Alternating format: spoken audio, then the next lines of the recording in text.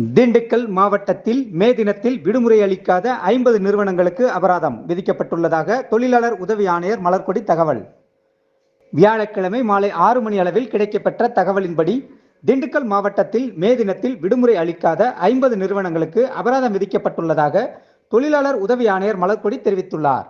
இதுகுறித்து அவர் கூறுகையில், திண்டுக்கல் மாவட்டத்தில் தொழிலாளர் உதவி ஆணையர் தலைமையில் துணை ஆய்வாளர்கள் மற்றும் உதவி ஆய்வாளர்கள் மே 1ஆம் தேதி உழைப்பாளர்கள் தினத்தில் திண்டுக்கல், பழனி, நிலக்கோட்டை, கொடைக்கானல் உள்ளிட்ட பகுதிகளில் உள்ள கடைகள், நிறுவனங்கள், மோட்டார் போக்குவரத்து நிறுவனங்கள், உணவு நிறுவனங்கள் ஆகியவற்றில் ஆய்வு செய்தனர்.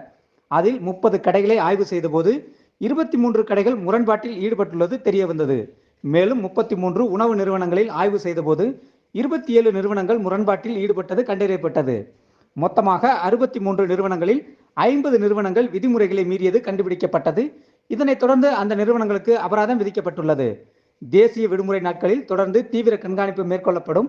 சம்பந்தப்பட்ட தொழிலாளர் அலுவலருக்கு முறைப்படி தகவல் தெரிவிக்காமல் தொழிலாளர்களை பணியமர்த்தி இரட்டிப்பு சம்பளம் அல்லது மாற்று விடுப்பு வழங்காத நிறுவனங்கள் மீது தமிழ்நாடு தொழில் நிறுவனங்கள் சட்டத்தின் கீழ் நடவடிக்கை எடுக்கப்படும் என்றார்.